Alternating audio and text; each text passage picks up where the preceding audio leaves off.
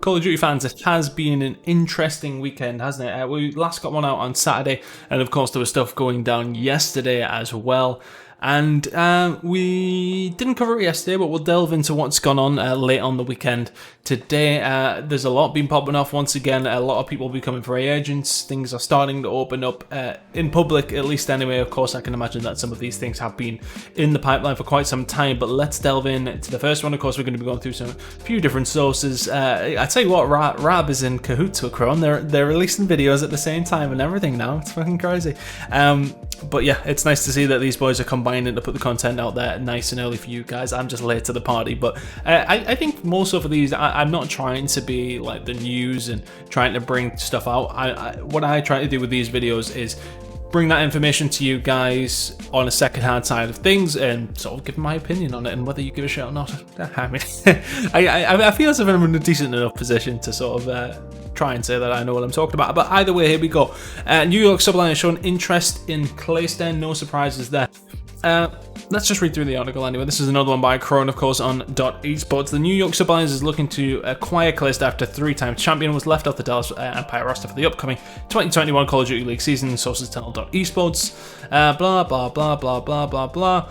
Should the deal go through, Clayster will join his former longtime teammate Zuma and Rising Star Mac. Makes sense that they would try and keep a hold of those two. The three will look for a flex player to fit that last spot on the roster.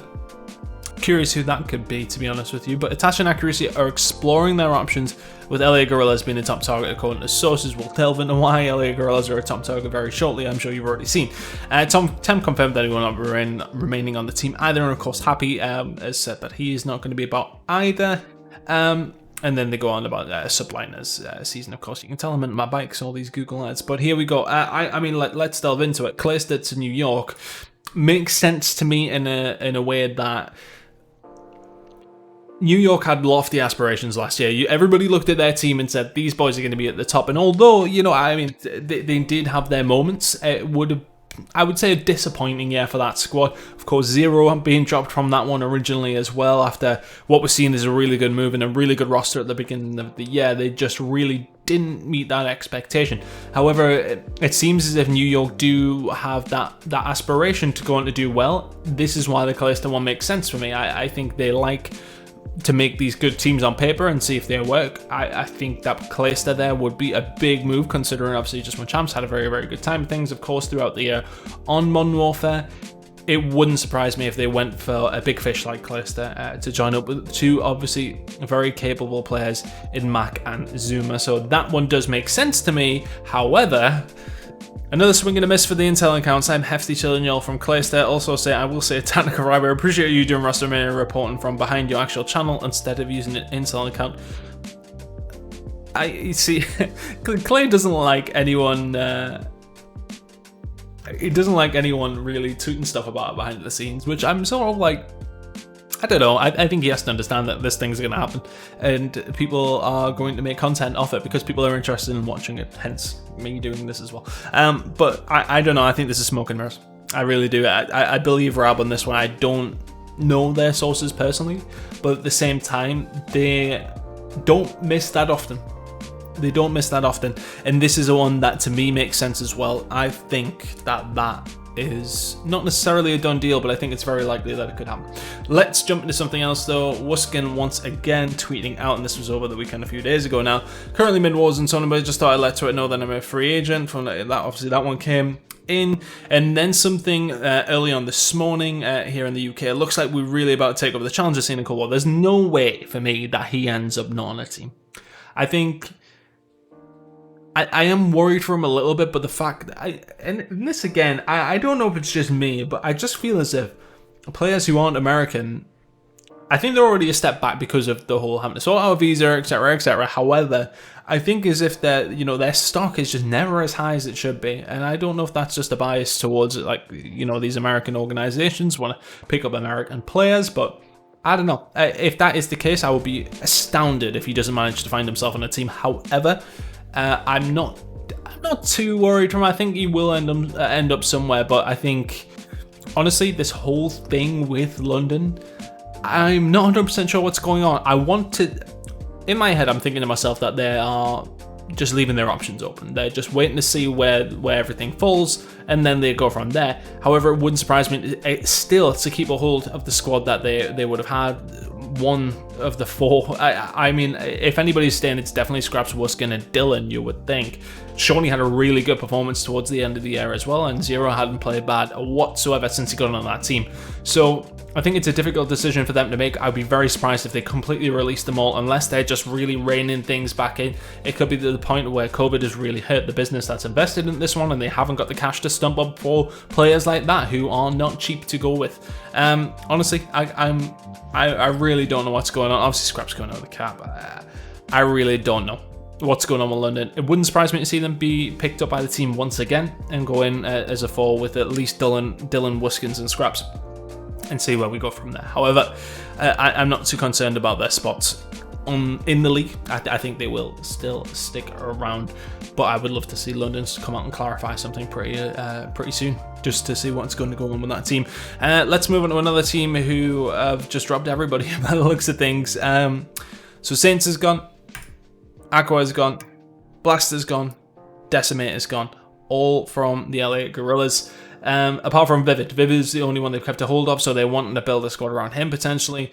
I'll be honest, I don't hold that much hope for a lot of these players. If anybody, maybe Decimate, maybe Blast, but as far as the rest of them go, with this whole franchise league now being condensed by 12 players technically, and maybe more from the sub side of things, I actually don't see them really getting onto any starting lineups. Maybe into substitution roles, but I don't think they covered themselves in glory by any stretch of the imagination this year.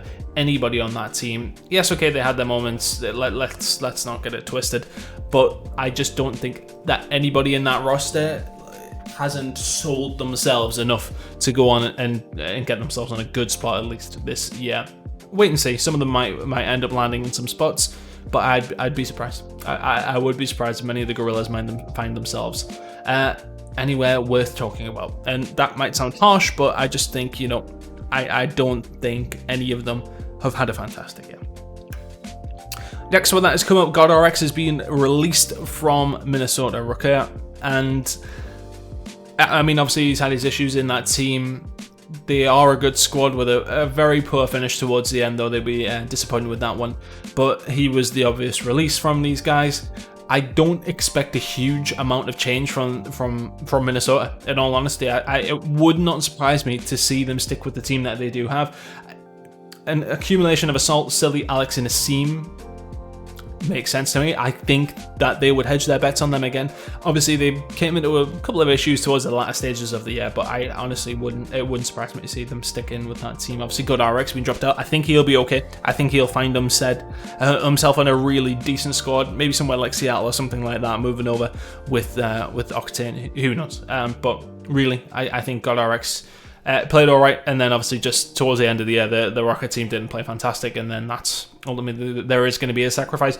But that tells me that Assault, Silly, Alex, and Asim might be that team, but who knows really. I expect them to keep a very similar roster. Now let's move on to some other things. Dashi taking Optic out of his bio on Twitter from Intel, of course. Thanks to Kron for this one, but that maybe rings more true to the Huntsman move, so that makes a lot of sense. And the one that we seen very early on this morning, as I was wiping the sleep out of my eyes, Gunless has tweeted free agency. Let's see what happens. We can see Rab's reply below. He's more in the know than I would be, and he thinks Seattle. Not sure though, but that would be one that makes sense. But honestly, I don't think, again, he's another player that's covered himself in glory this year at all.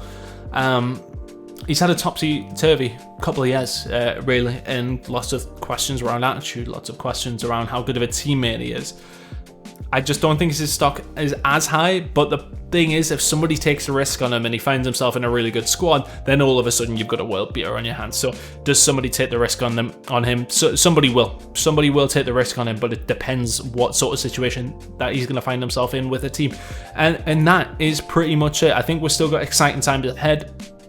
I think things are going to start falling into place over this next week or so. Teams want to get this thing sorted. They want to get it sorted. They want to be ahead of the schedule. I think the worst position to be in is when you're at the end trying to pick up the scraps, and I think a lot of the franchises realize this, so let's see how it folds out over the next week, maybe even two, and then we will start to see the majority of teams formed up together. Where would you like to see some of these players end up? Let me know in the comments. Do you think Clayster is going to the Subliners? Do you think he will be a good fit in with Zuma and Mac? Who do LA Gorillas pick up? Because I mean, they've got one player left on there going with a very Seattle kind of role where they honestly have just went ham and got rid of everybody and seeing if you can build a roster around one of your better players. Do Minnesota stick with what they've got? Am I completely offline with where I think they're going to go? Honestly, I think that they're going to try and stick safe with it, or maybe is it taking a risk after a poor end to the year for the Minnesota Rock here? But Dashi looking like he is going over to Huntsman. Gunless, where does he end up? Let me know what you think. Please leave a like on the video as well if you have not already, and subscribe to if you can. More content coming throughout the weeks, and we will have plenty of opinion just from myself on these roster moves. Let me know what you think below as said, and we will catch you for the next video.